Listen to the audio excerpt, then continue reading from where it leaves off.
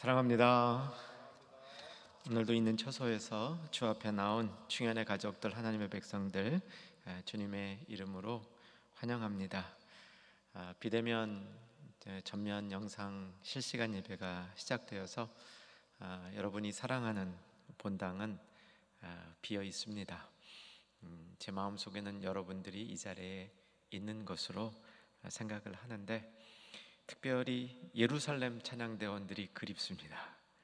오늘 특성을 해주신 테너 권석태 성도님, 그리고 특성해주신 구자은 지휘자님, 찬양을 통해서 주님 영광 받으시고, 또 우리 빨리 회복되어서 특별히 예루살렘 찬양대 이 자리에서 주님 앞에 같이 찬양 드릴 수 있는 그날을 힘써 기대합니다.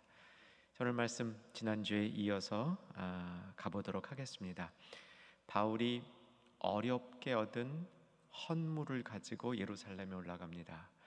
바울은 지역에 있는 교회들이 예루살렘의 연약한 모습을 도우면서 헌금해야 된다고 많은 강조를 했고, 그 헌금을 하나님의 선물로서 모아가지고 예루살렘으로 올라가는데, 지난주 말씀드린 대로 예루살렘 분위기가 만만치 않았고, 그래서 일종의 바울이 율법을 어기지 않는 자다라는 제스처를 하기 위해서 4명의 사람들이 나시린 서약을 마무리할 수 있는 제사값을 바울이 지불했다. 그 비용이 만만치 않은 것 지난 금요일 날 살펴봤습니다. 그런데 이제 오해가 발생한 거죠. 드로비모라는 바울과 동행하던 이방인, 그가 사실은 이 성전에 있지 않았는데 모습이 비슷한 사람이 성전에 있었는지 오해가 있어서 바울이 성전을 더럽힌다, 이런 빈축을 사게 되고 무리들이 소동을 일으켜서 바울을 붙잡았습니다. 거기까지였죠. 그런데 그때 이 성전문이 바울 뒤에서 닫히면서 성전 밖으로 쫓겨난 거죠. 이게 아마 내송소일 것으로 판단이 듭니다. 이제 큰 성전 벽이 있는 외벽 밖으로 쫓겨난 것은 아니고, 그때 정말 예기치 않은 일이 벌어졌죠. 무슨 일이냐면 천부장이 바울을 구하러 나타난 겁니다. 사실은 정확히 말하면 구하러 나타난 건 아니었고요. 천부장이 오해를 했습니다. 그 오해가 오늘 말씀에 나타나는 거죠. 그래서 오늘 여기서부터 천부장이 어떤 오해를 했는지부터 이제 살펴보도록 하겠습니다. 요세푸스라는 책이 있습니다. 이게 성경이 쓰여지던 시대 안에 쓰여진 유대인이 쓴 글이에요. 그러니까 주후 한 80년경에 쓰여졌거든요. 그래서 대략 성경이 아직 신약 성경이 시작되어서 계시록으로 인하여 마무리되기 전 주후 80년경에 유대인 중에 요세푸스라는 이 지성인이 역사가인데, 유대인의 역사를 쭉 썼고, 또 70년에 성전이 무너질 때 로마가 쳐들어왔는데 이 로마와 유대인들이 전쟁하던 이야기도 자세하게 쓴 책이 있었습니다. 근데 그 요세푸스에 보면 오늘 사도행전에 기록된 것과 동일한 내용이 기록이 되어 있습니다. 어떤 내용이냐면 애굽인 이 지도자라고 그럴까요? 이 반란객이라고 그럴까요? 애굽인 중에 한 사람이 예루살렘에 나타나서 예언 등등을 하면서 사람들을 이렇게 모아가지고 유다 광야로부터 예루살렘까지 행진을 했는데, 이 사람들이 4,000명 정도였고, 이 사람들이 무장을 한 사람들이어서 파괴적이었고, 그들이 예루살렘에 도착하면 예언에 의해서 뭐 여리고성이 무너지듯이 예루살렘 성이 무너질 것이다, 이런 그 자신들의 예언을 가지고 예루살렘으로 행진한 일이 있었는데, 그때 로마 군대가 개입을 해서 그 사람들을 잡아서 4,000명을 죽였다, 이런 이제 기록이 있습니다. 수천 명을 죽였다, 이런 기록이 있습니다. 이제 그 내용을 염두에 두시면 오늘 왜 천부장이 바울을 붙잡으러 급하게 간 이유를 알 수 있게 됩니다. 바로 그 애굽인 대장이었다고 본 거죠. 그 사건 때 애굽인 대장은 도망갔습니다. 그래서 애굽인 대장은 잡지 못했습니다. 그러니까 그때 놓친 애굽인 대장이 다시 성전에 나타난, 그래서 바울을 애굽인 대장으로 오해를 하고 애굽인 대장이 나타났으니 내가 잡아야 되겠다 하고 개입한 것이다. 이렇게 성경이 얘기하고 있습니다. 자, 이거 확인하기 전에 지난 금요일 봤던 사진 두 장을 보고 가겠습니다. 사진 첫 번째 띄워주시면 성전 사진이죠. 아마 이제 가운데 있는 내성소, 거기는 유대인들만 들어가는 겁니다. 그 바깥쪽에 이방인의 뜰, 여기는 이제 이방인들도 들어갈 수 있는 장소고요. 북서쪽 코너를 보시면 안토니아 요새라고 돼 있죠. 거기 천부장이 있는 자리였다 말씀드렸고요. 저기서 성전을 늘 내려다보고 있습니다. 성전의 소요가 나면 즉각적으로 개입할 준비가 되어 있었던 것이죠.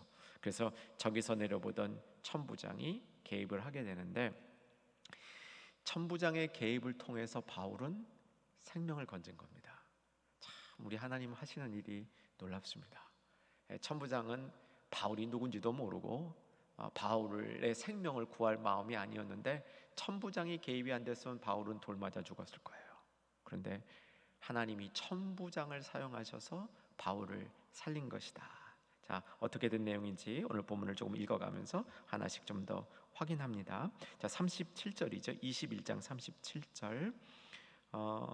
바울을 데리고 영내로 들어가려 할 때, 이게 안토니아 요새 영내로 들어가는 겁니다. 안전한 곳이 되겠죠. 적어도 무리들로부터는 안전한 곳으로 이제 바울을 끌고 올라가는 거죠. 이제 바울을 이제 잡아서 가는데, 바울이 천부장에게 내가 당신하고 좀 대화를 할 수 있겠느냐라는 말을 헬라어로 하는 겁니다. 자, 확인해 보세요. 이때까지 천부장은 바울이 어느 나라 사람인 줄 알았습니까? 애굽 사람인 줄 알았죠. 그러니까 당연히 헬라 말을 못할 것이라 생각했는데, 자기가 하는 헬라 말을 상당히 유창하게 하는 겁니다. 더듬거리는 헬라 말도 아닌 겁니다. 유창한 헬라 말을 하니까 내가 잘못 알았네? 라고 자각을 한 것이죠. 그래서 38절에 아니 네가 전에 소요를 일으켰던 그 애굽인 대장 아니냐라고 말하는 겁니다. 바울이 나는 아니다 하고 자신을 밝히는 거죠. 자신의 신분을 밝히는데 39절을 보니까 나는 유대인이라, 그것도 작은 도시가 아니라 길리기아 다소. 길리기아는 로마의 한 큰 주였고요. 그 주의 수도가 다소였거든요. 나는 로마의 당당한 한 주의 수도 출신으로 길리기아 시민권을 가진 사람이다. 유대인이지만 예루살렘에서 유대에서 태어난 사람이 아니라 유대 밖에서 태어난 소위 디아스포라 유대인이다 라고 말을 하는 거죠. 천부장이 내가 실수했네? 라는 생각을 하는 순간 바울이 천부장에게 내가 한마디 할 수 있게끔 좀 허락을 해달라고 이야기를 하는 겁니다. 그래서 천부장이 허락을 했죠. 자, 바울은 이 기회를 어떤 기회로 삼습니까? 자신을 예루살렘에 있는 유대인들 앞에서 내가 율법을 어긴 자가 아니다 라고 변증을 하는데, 진짜 목적은 그 변증이 아니고 예수님을 선포하는 설교적 변론을 하기 시작하는 겁니다. 자, 사진 한 장 더 보겠습니다. 요거는요, 사실 아까 안토니아 요새가 있었죠. 그 성전 바깥쪽이에요. 이게 접근하려면 성전 안에선 접근이 안 되고, 여러분 보시는 문 있죠. 그 문을 통해서 밖으로 나가서 계단을 타고 올라가는, 여기 저층계였을 것으로 추정을 하는 거죠. 밑에 유대인들이 모여서 왁자지껄 하고 있는데, 바울이 층계를 올라가면서 천부장하고 이게 이제 합의가 돼서 설교할 수 있는, 자신을 변론할 수 있는 기회를 얻었다. 대충 저런 모습이었을 것이다. 이렇게 한번 마음속에 그림을 그려두면 오늘 본문 이해하는데 조금 도움이 될 겁니다. 자, 내려주시고요. 22장으로 들어갑니다. 22장 첫 절, 부형들아 내가 지금 여러분 앞에서 변명하는 말을 들으라. 2절은 한번 같이 읽겠습니다. 읽습니다. 그가 히브리 말로 말함을 듣고 더욱 조용한지라 이어 이르되. 이때는 바울이 또 언어를 히브리어로 바꾼 거예요. 바울은 헬라 말도 유창하게, 히브리 말도 유창하게 할 수 있었습니다. 히브리 말을 유창하게 구사하니까 무리들도 조용히 그의 말을 듣는 거예요. 무리들도 혼동을 하고 있었던 겁니다. 무리들은 바울이 이 헬라 유대인이잖아요. 헬라파 유대인이잖아요. 그러니까 헬라파 유대인으로서 바울은 율법도 잘 모르고 성전을 중심으로 하는 규율도 잘 모르고 그런 인물인 줄 아는데 그가 유창한 히브리어를 쓰니까 도대체 이 웬 인물이야 하고 바울의 그 말을 귀 기울이기 시작한 겁니다. 자, 이제 3절에 신약 성경 전체에서 바울의 성장 배경에 관한 가장 중요한 한 절이 22장 3절입니다. 그러니까 우리가 알아둬야 될 구절이다 이런 뜻이죠. 자, 22장 3절 잘 읽으면서 내용 숙지하십시다. 준비되셨죠? 읽겠습니다. 나는 유대인으로 길리기아 다소에서 태어났고 이 성에서 자라 가말리엘의 문화에서 우리 조상들의 율법에 엄한 교훈을 받았고 오늘 너희 모든 사람처럼 하나님께 대하여 열심히 있는 자라. 이 내용은 눈여겨보셔야 됩니다. 학자들 사이에 이 부분을 해석하면서 여러 가지 논쟁이 있었습니다. 논쟁의 쟁점은 뭐냐면, 자, 바울의 자신의 배경은 길리기아 다소에서 태어났고 우리가 아는 거고요. 그 다음에 이 성에서 자라 가말리엘의 문화에서 조상들의 율법을 배웠고, 이 조상들의 율법이라는 것은 이런 의도가 있는 겁니다. 너희 무리들의 조상 대대로 내려온 그 율법을 나도 가말리엘 문화에서 배웠다. 이렇게 자신을 소개하고 있는 겁니다. 이 성에 관해서 학자들은 두 가지 이 의견으로 갈라집니다. 어떤 학자들은 이 성이 다소라 그러고요. 어떤 학자들은 이 성이 예루살렘이라 그럽니다. 여러분 생각은 어떻습니까? 여러분 탁 느끼기에 이 성이 다소겠습니까? 예루살렘이겠습니까? 이제 이게 다소라고 주장하는 사람들은 이 본문의 어법을 쭉 연구하면서 어디서 낳고 어디에서 자랐고 어디에서 교육을 받았다, 이게 당시의 사람들이 자기를 소개하고 있는 관용어법 같은 것인데, 이 관용어법에 의하면 장소가 다 같은 것이다 이렇게 풀이를 하는 학자들이 있습니다. 그렇게 되면 바울의 문화적인 배경이 굉장히 헬라적이 됩니다. 히브리적인 게 굉장히 없게 되죠. 태어나서 자라서 교육받기를 다 다소에서 했기 때문에. 그런데 다수의 학자들은 그렇게 보지 않고 바울이 비록 길리기아 다소에서 태어났지만 어려서부터 예루살렘으로 유학을 가서 예루살렘에 있던 가말리엘 문화에서 공부했다 이렇게 해석을 합니다. 그러니까 이 성은 예루살렘으로 본다 이렇게 해석을 하는 거죠.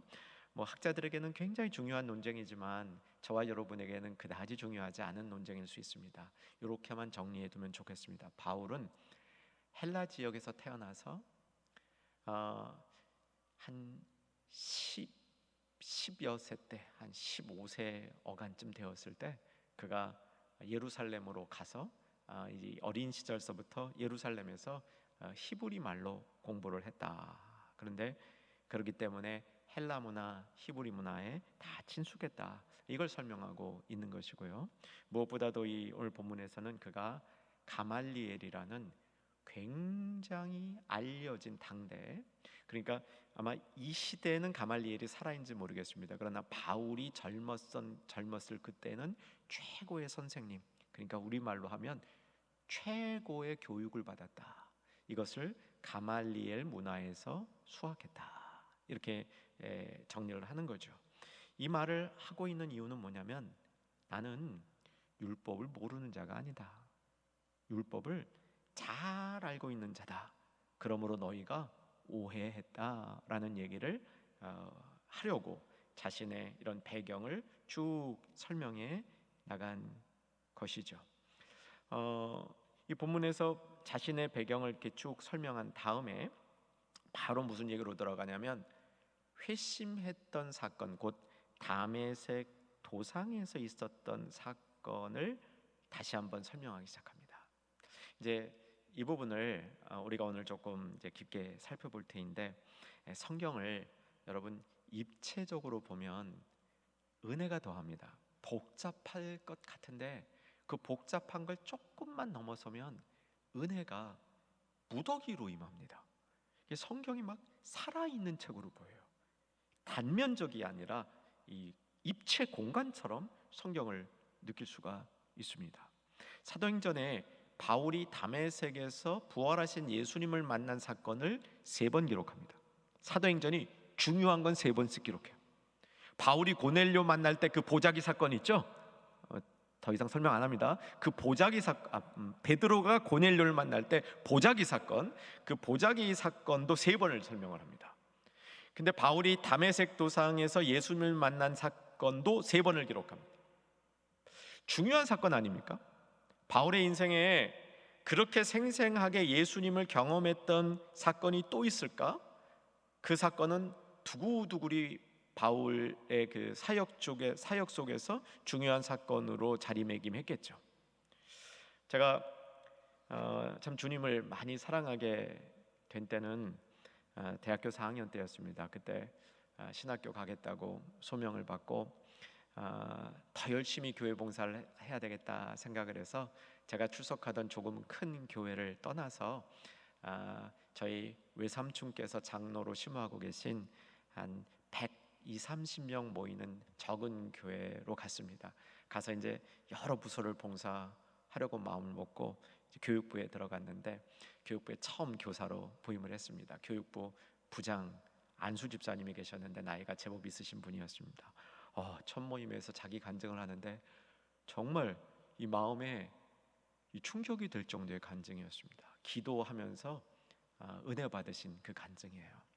그래서 그 간증을 듣고 정말 이렇게 하나님이 사랑하고 하나님을 사랑하는 분이 가까이 계셔서 내가 섬기는 부서 부장 집사님이라서 참 좋다 이렇게 마음을 먹었습니다. 그런데 그분은 기회가 있을 때마다 그 간증만 우려 먹으시는데 제가 있는 1년 반 동안에도 제 기억에만 7, 8번 하신 것 같아요. 거의 그분이 하는 모든 말씀에 그 간증이 들어가더라고요. 근데 특징이 있어요. 그 간증을 하는데 간증의 내용이 똑같아. 테이프 레코드처럼 똑같아요. 누가 듣든 어떤 상황이든 그 간증을 할 때는 똑같은 얘기가 전달이 되더라고요. 근데 사랑하는 여러분, 바울이요, 사도행전이 바울의 회심 사건을 기록하는데 9장, 22장, 26장에 기록합니다. 9장은 그 일이 있었던 역사적인 사건을 기록하는 것이고 22장에는 예루살렘 사람들에게 자기 변호를 할 때 그 사건을 간증하고 있는 것이고 26장도 간증인데 대상이 아그리빠 왕입니다. 예루살렘에 있는 유대인들이 아니라 반유대인 왕 아그리빠, 이 일종의 헤롯이죠. 헤롯 가문의 왕인 헤롯 아그리빠에게 변증할 때에 또다시 자기의 이 회심 사건을 쓰는데 대상에 따라 상황에 따라 강조점이 달라져요. 이 대상에 따라 상황에 따라 강조점이 달라지는 것을 보면 진짜 바울에게 임했던 그 사건의 풍부한 의미를 그저 역사적으로 바울이 경험할 때 기록한 9장에서는 맛볼 수 없는 맛들을 볼 수 있게 되는 겁니다. 여러분 오늘 저와 함께 그 맛을 조금 같이 봤으면 좋겠습니다. 자, 그러기 위해서 9장을 좀 보고 가셔야 됩니다. 자, 9장으로 이동합니다. 22장 끼워 놓으시고 사도행전 9장으로 가보시면 이제 바울이 다메섹 가던 사건을 여러분 잘 기억하고 있을 겁니다. 그 길을 가는 중에 큰 빛이 있었고 4절 보시면 땅에 엎드러졌습니다. 하늘에서 소리 있었죠. 사울아 사울아 내가 어찌하여 나를 박해하느냐. 5절 주여 누구시니까 이르시되 나는 내가 박해하는 예수니라. 6절 너는 일어나 시내로 들어가라 내가 행할 것을 내게 이를 자가 있느니라. 여러분 한번 답해 보세요. 이때 바울을 만나서 바울을 지도해 주신 분이 누구죠? 아나 아나니아죠. 아나니아. 아나니아에게 10절을 보시면 10절 같이 읽겠습니다. 그때 다메섹에 아나니아라 하는 제자가 있더니 주께서 환상 중에 불러 이르시되 아나니아야 하시거늘 대답하되 주여 내가 여기 있나이다. 계속 주께서 이르시되 일어나 직가라 하는 거리로 가서 유다의 집에서 다섯 사람 사울이라 하는 사람을 찾으라. 그가 기도하는 중이라. 계속 그가 아나니아라 하는 사람이 들어와서 자기에게 안수하여 다시 보게 하는 것을 보았느니라. 이게 지금 아나니아에게 예수님이 직접 나타나서 사울이 어디 있으니까 사울 찾아가서 사울 못 보고 있으니까 그 못 보는 사울로 하여금 보게 하라. 이렇게 베드로 고넬료 사건 때도 베드로와 고넬료에게 각각 성령께서 지도해 주셔서 두 사람 만나게 했잖아요. 이게 비슷한 모습이란 말이죠. 그래서 아나니아를 강권적으로 불러다가 사울 곧 바울을 만나게 하는 겁니다. 그래서 아나니아가 사울에게 해준 게 첫째, 눈을 뜨게 해줬습니다. 그렇죠? 두 번째, 사울에게 예수님이 주신 소명이 뭔지를 가르쳐 줬습니다. 15절에 그 얘기가 나와요. 빨간 글씨 15절, 16절 앞에까지 빨간 글씨만 한번 읽어보십시다. 읽겠습니다. 가라, 이 사람은 내 이름을 이방인과 임금들과 이스라엘 자손들에게 전하기 위하여 택한 나의 그릇이라. 그가 내 이름을 위하여 얼마나 고난을 받아야 할 것을 내가 그에게 보이라. 예수님 말씀이란 말이에요. 예수님이 사울 바울에게 준 소명을 아나니아가 전달하고 있습니다. 그러니까 바울은 아나니아를 통해서 첫째 눈을 떴고요, 둘째 예수님이 주시는 소명을 전달받았습니다. 세 번째 또 뭘 받은 줄 아세요? 세례를 받았습니다. 저는 이 성경에 나오는 교회들을 연구한 적이 있었습니다. 언제 우리 충영교회에서도 좀 다루게 될 테인데요. 이 성경에 나오는 교회들을 이렇게 쭉 연구하다가 비록 중요한 교회가 아닌데 정말 제 마음속에 이 교회에 대해서 알고 싶다 하는 교회가 두 개 있었는데, 하나는 드로아 교회입니다. 드로아에 교회가 있었어요. 유두고가 거기 성도였죠. 근데 이 드로아에 있는 교회 모습을 조금 더 알고 싶다 이런 생각이 들었고요. 또 하나가 다메섹 교회입니다.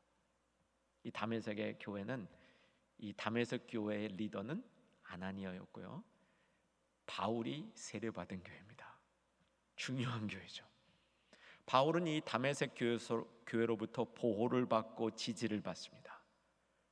다메섹 교회에 지지가 없었다면 바울이 바울되는 일이 더뎠을 겁니다. 보호를 받았습니다. 위협에 있을 때 바울을 탈출시키는 일에 교회가 힘써서 그 사명을 감당했습니다. 다메섹 교회의 리더가 아나니아였습니다. 여기 지금 보여지는 모습은 다메섹 교회의 리더인 아나니아, 이 아나니아를 통해서 바울에게 중요한 일 세 가지가 행해졌다. 이것이 9장에 나타나는 아나니아의 모습입니다. 자, 그런데 22장 오늘 본문으로 옵니다. 오늘 본문이 어떤 자리냐면 예루살렘에 있는 유대인들이 바울을 오해했습니다. 율법을 파괴하는 자라, 성전의 질서를 지키지 않는 자라, 이렇게 오해한 이들에게 바울이 뭔가 이들에게 얘기를 해야 되겠다라는 기회를 얻은 겁니다. 그 기회를 얻어서 얘기할 때 내 배경을 보십시오.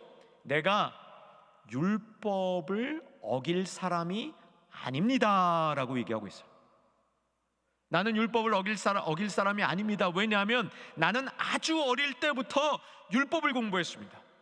율법으로 열심히 있는 자라라고 얘기한 거죠. 그리고 가말리엘 밑에서 공부했다라고 얘기하고 있는 거죠. 자, 그 다음에 자신의 회심 사건을 얘기하면서 내 회심 사건 속에 이 내 회심을 증언해준 그 인물이 있는데 아나니아라는 인물입니다 라고 알리면서 이 아나니아가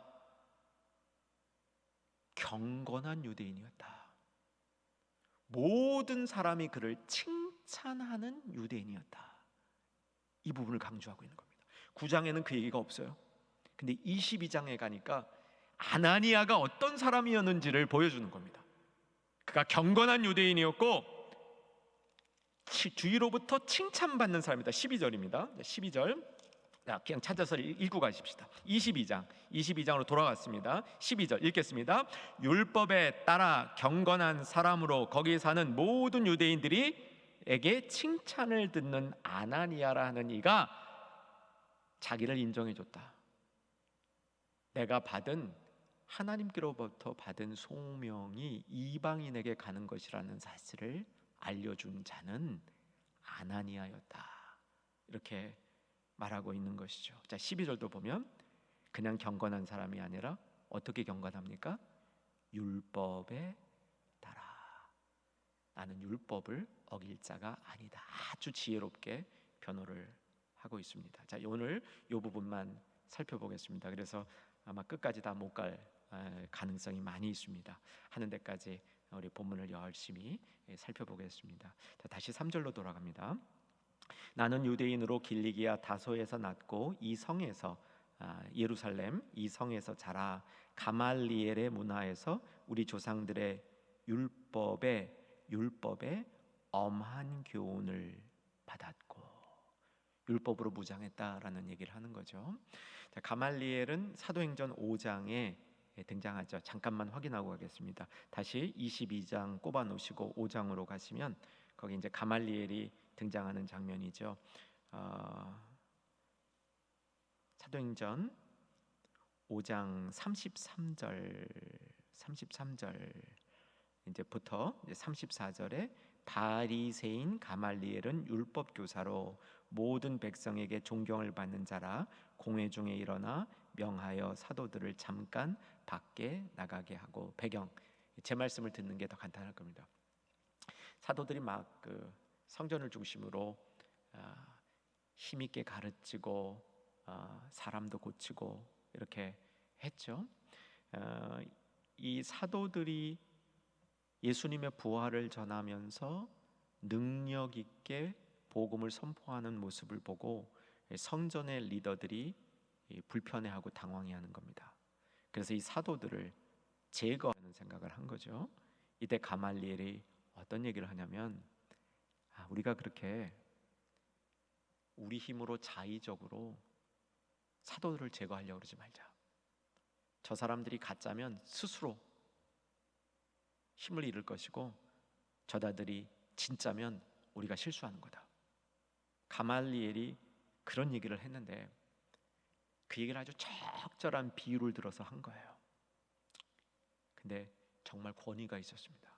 가말리엘이 그 얘기를 딱 하니까 그렇게 시기와 살기로 등등하던 성전의 리더들이 가말리엘 말을 듣는 거예요. 이게 리더의 모습입니다. 그리고 그가 사용하고 있는 그 말, 증거, 이것들의 이 힘, 그래서 가말리엘의 권위가 여기 나타나 있습니다. 그 가말리엘 밑에서 바울이 공부했다, 이렇게 얘기를 하고 있는 거죠. 자, 이제 여기서 살펴볼 게 엄한 교훈입니다. 엄한 교훈. 그리고 열심히 있었다, 이 말입니다. 3절에 열심히 있었다. 바울이 유대교 시절에 열심히 있었다는 거 다 알죠. 엘리야가 열심히 특심했다, 이런 것도 우리가 다 압니다. 하나님 일에 열심히 있는 모습, 이게 바울의 모습이었는데, 바울은 예수님을 믿기 전에도 열심히 있었고 예수님을 믿은 이후에는 더 열심히 있었습니다. 오늘 그 열심의 본질을 조금 살펴보려고 하는 겁니다. 구약 성경에서 열심히 있어서 하나님에게 감동을 준 사람이 누구겠습니까? 혹시 한번 말씀을 들으면서 성경 지식이 있는 분들 한번 도전해 보시기 바랍니다. 구약 성경 안에서 열심 때문에 하나님에게 감동을 많이 준 대표적인 인물을 꼽는다면 저는 아론의 손자 비느하스를 꼽겠습니다. 엘리야는 열심히 특심이 있었는데 결국 그 열심 특심 때문에 실망했잖아요. 근데 비느하스의 열심에 대해서 오늘 본문이 말하고 있는 이 열심은 비느하스의 열심하고 연결되어 있을 가능성이 많습니다. 어휘적으로 그렇습니다. 한번 비느하스의 열심 잘 모르시는 분들 확인하고 가겠습니다. 민수기로 이동합니다. 민수기 25장 11절로 갈 겁니다. 239쪽 구약 성경입니다. 민수기 25장 11절 잘 보셔야 됩니다. 이 어휘들이 번역된 어휘들이 조금 다르기 때문에 그 부분을 염두에 두면서 읽어야 됩니다. 자, 11절 준비되셨죠? 읽겠습니다. 제사장 아론의 손자 엘르아살의 아들 비느하스가 내 질투심으로 질투하여 이스라엘 자손 중에서 내 노를 돌이켜 내 질투심으로 그들을 소멸하지 않게 하였도다. 무슨 얘기냐면 비느하스가 정말 열심히 있었는데 그 열심의 본질이 뭐냐면 내가 가지고 있는 열심과 똑같은 거였다는 거예요. 하나님이 가지고 계신 열심과 똑같은 열심으로 하나님을 섬긴 제사장이 있었는데 비느하스라는 거예요. 그러니까 하나님의 열심이 뭡니까? 하나님의 백성들을 바로 세우는 거죠. 하나님의 백성들이 하나님의 백성답게 살아가는 겁니다. 그 길을 가르쳐 주는 데 있어서 정말 열심을 냈던 그 인물, 내가 인정하는 인물이 있었는데 비느하스라는 거예요. 사랑하는 오늘 말씀 듣는 주의 백성들에게, 충현의 가족들에게 비느하스가 받았던 축복이 저와 여러분에게도 임하기를 주 안에서 소망합니다. 우리가 열심을 낼 때 한번 이런 열심을 내봐야 됩니다. 그냥 나 개인의 열심이 아니라, 내가 그냥 성격이 좀 적극적이라서 내는 열심이 아니라, 내가 원하는 것이 있어서 그것을 이루려는 열심이 아니라 하나님 심정에 꼭 맞는 열심, 하나님의 질투하기까지 사모한다고 그러죠. 신약성경에서 성령이 우리 안에서 질투하기까지 사모한다. 여기 그 질투를 나쁜 의미가 아니라 좋은 의미로 보셔야 돼요. 하나님이 정말 마음속에서 사모하고 마음속에 열심을 내는 그 열심을 하나님 마음에 쏙 맞게 시행한 자가 있었는데 비느하스라는 겁니다. 12절에 그에게 어떤 축복을 주었냐면, 그러므로 말하라, 내가 그에게 내 평화의 언약을 주리니 그와 그의 후손에게 영원한 제사장 직분의 언약이라. 그가 그의 하나님을 위하여 질투하여 이스라엘 자손을 속죄하였습니다. 이스라엘 자손을 속죄시키는데도요, 이런 열심을 갖고 있다는 겁니다. 그래서 구약 성경을 중심으로 열심의 모델은 이 모델인데, 이게 사람들이 열심을 내다 보니까 사울처럼 또 다른 자기 열심에 빠져 있는 사람들처럼, 예수님이 그 말씀도 하시잖아요. 네 열심이 너를 삼켰다. 그 성전에 관한 잘못된 열심이 성전에 있는 영정을 살폈다. 이렇게 됐는데 바로 돼야 될 열심이 망가진 거죠. 바울이 다메섹 도상에서 예수님을 만났을 때 그의 망가진 열심이 고쳐진 겁니다. 민수기 25장 11절 12절의 말씀처럼 그의 망가진 열심이 바로 잡힌 겁니다. 그래서 바울은 그 열심으로, 회복된 열심으로, 구속함을 받은 열심으로 이방을 향하여 뛰어나간 겁니다. 이것도 오늘 시간이 다 가서 찬찬히 살피지 못했지만 이거 건너뛰어도 우리가 충분히 이해할 수 있는 부분이 이것이죠. 바울은 스데반을 죽이는데 실질적으로 주범이라고 볼 수 있습니다. 아주 교활하게 자기 손에 피 안 묻히고 자기 옷에 피 안 묻히려고 스데반을 죽이는 사람들의 겉옷을 자기 발 아래 두고 관리하는 입장에 있었지만, 그 자기 발 아래 겉옷을 뒀다는 것은 그 안 밑에서 교사했을 가능성이 많습니다. 바울은 스데반이 죽는 일에 주범이었다고 보는데 저는 주저하지 않습니다. 그 이후에 바울은 다메섹에 왜 갔습니까? 더 멀리까지 가서 예수 믿는 자를 죽이려고 다메섹에 갔는데, 다메섹 갈 때 부활하신 예수님 나타났죠. 그 소명이 뭔지 아세요? 그 다음에 그에게 준 소명이 다메섹보다 더 멀리 가라. 어디에게? 이방에게, 이방인에게 더 멀리 가라. 그 소명을 바울이 받은 겁니다. 자, 이제 아나니아 얘기까지는 정리해야 오늘 시작해서 풀어놓은 말씀이 맺어질 것 같습니다. 자, 아나니아로 돌아갑니다. 사도행전 9장에 나타나는 아나니아는 바울이 처음 회심을 하고 예수님을 믿고 세례를 받았던 바로 그 공동체의 리더였습니다. 우리로 말하면 작은 교회의 이 담임 목사님이셨다, 이렇게 연결해 두면 좋을 것 같아요. 아나니아 역할이 그랬는데 참 칭찬을 많이 듣던 분이었습니다.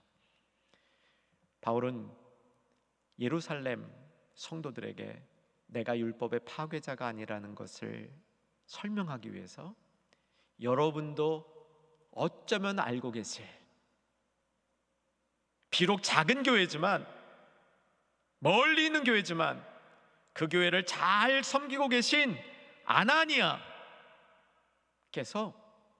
나를 인정해 줬습니다. 그렇게 사람들에게 소개하고 있는 겁니다. 바울은 아나니아가 자기를 지켜주고 자기를 인정해 줬다는 얘기를 쭉 하면서 12절로 이제 돌아와 보십시다. 율법에 따라 경건한 사람으로 거기 사는 다메섹에 사는 모든 유대인들에게 칭찬을 듣는 아나니아, 이렇게 기록되어 있습니다. 이게 경건한 사람이라는 말이 이제 보통 우리가 말하는 이렇게 영적인 사람, 영어로 이제 godly라는 말을 많이 쓰지요. 하나님의 모습을 이렇게 닮은 그런 사람이라고 쓰는 표현하고 조금 다릅니다. 여기 나오는 이 경건한 사람은 그것보다 조금 더 적극적인 의미를 갖고 있습니다. 성경에서는 아기 예수님을 성전에서 맞이하던 이스라엘의 속량을 기다리던 할아버지, 영적인 할아버지 누구셨죠? 시므온. 그 시므온을 가리켜서 여기 이제 헬라어 발음이 율라베스인데, 율라베스 경건한 사람, 그렇게 표현했는데 아나니아가 바로 그 율라베스 경건한 사람으로 표시되고 있습니다. 어떤 의미가 좀 더 있냐면 주변 사람들에게 더 인정받는 모습이에요. 나의 개인적인 거룩함이 아니라 내 개인적인 경건함으로 내가 하나님 앞에 서 있는 쪽에 방점이 있는 게 아니라 그 서 있는 모습으로 하나님을 증거하는 그 삶이 나타나서 주변 사람들에 의해서 그것을 인정받는 경우를 여기 경건한 사람이에요. 그래서 그 다음에 나오는 말과 이게 매치가 되는 겁니다. 칭찬을 듣던 사람. 칭찬을 듣던 사람이라는 게 주변 사람들이 증언해 주던 그런 인물이라는 거예요. 여기 칭찬을 듣던 말은 성경에서 많이 쓰이는 말이에요. 여기 뭐 오늘 목사님들이 좀 계신데 이게 마루뚜레오예요. 마루뚜레오. 증언하다라는 말이에요. 그러니까 증언을 받는 사람이라는 거예요. 증언을 받는 사람이 칭찬받는 겁니다.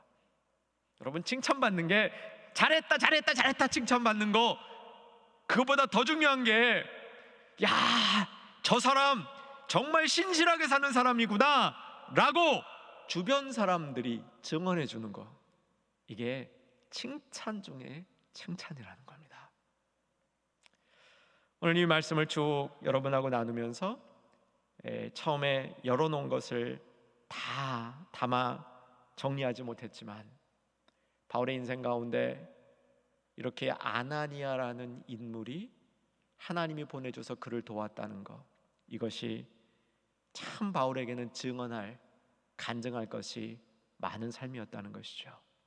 여러분, 이 아나니아의 삶을 우리 마음속에 오늘 잘 담으면서 오늘 말씀을 정리하고 기도로 나갔으면 좋겠습니다.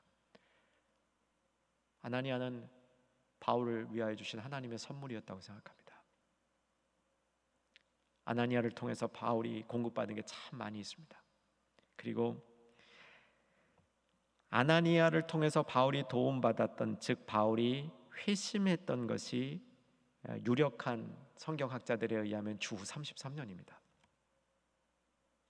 오늘 이 일은 같은 그 유력한 성경학자에 의하면 주후 57년입니다. 24년 전입니다.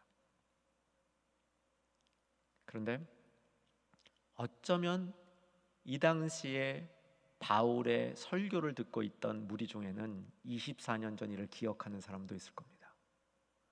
그때 바울이 내가 그 인물이요라고 얘기했을 때 좀 충격이 되었겠죠? 충격이 좀 되었을 겁니다. 아나니아를 통해서 24년 전에 역사했던 역사가 24년 후에 바울이 예루살렘 사람들 앞에서 자기를 변호하고 예수님을 높일 그런 모습으로 사용되고 있는 겁니다. 이제 마지막으로 정리합니다. 22장에서 사도 바울이 예루살렘 성도들 앞에 증언하던 설교의 핵심은 예수님이 저의인이라는 겁니다. 여기 밑으로 14절로 가보시면 제가 읽어드릴게요. 이게 지금 그 아나니아가 13절에 보면 아나니아가 바울에게 해주는 이야기예요. 9장에서 나와 있던 것처럼 아나니아가 받은 계시를 바울에게 전달해주고 있는 겁니다. 9장에 전달한 내용보다 더 풍부한 내용이 13, 14절에 있습니다. 14절 보시면 그가 아나니아가 또 이르되 우리 조상들의 하나님이 너를 택하여 너로 하여금, 너는 사울입니다, 바울입니다, 너로 하여금 자기 뜻을 알게 하시고 그 다음 그 의인을 보게 하시고, 예수님을, 부활하신 예수님을 그 의인이라고 얘기하는 겁니다. 그 의인, 의미가 뭐냐면요, 의, 기준, 하나님의 기준, 하나님이 무엇을 중심으로 판단하시고 무엇을 중심으로 기뻐하시고 무엇을 중심으로 심판하시는지 그 기준이 되는 의, 그 의를 이 땅에 가지고 오신 분, 그런 기준이 되시는 분, 그분 예수님, 부활하신 예수님, 저 의인을 너로 하여금 보게 하시고 너로 하여금 그 의를 덧입게 하시고 그 의를 전하게 하셨다. 그 의를 이방인에게까지 전하게 하셨다라는 소명을 주는 겁니다. 자, 바울은 단순히 변호하고 있지만 이런 모습으로 예수님을 증거하고 있습니다. 저와 여러분의 삶이 이런 모습을 본받으면서 특별히 그에게 좋은 영향력을 주었던 아나니아를 오늘 저녁엔 특별히 기억함으로 주님 앞에 복된 시간 되기를 소망합니다. 다 같이 325장 찬양하시겠습니다.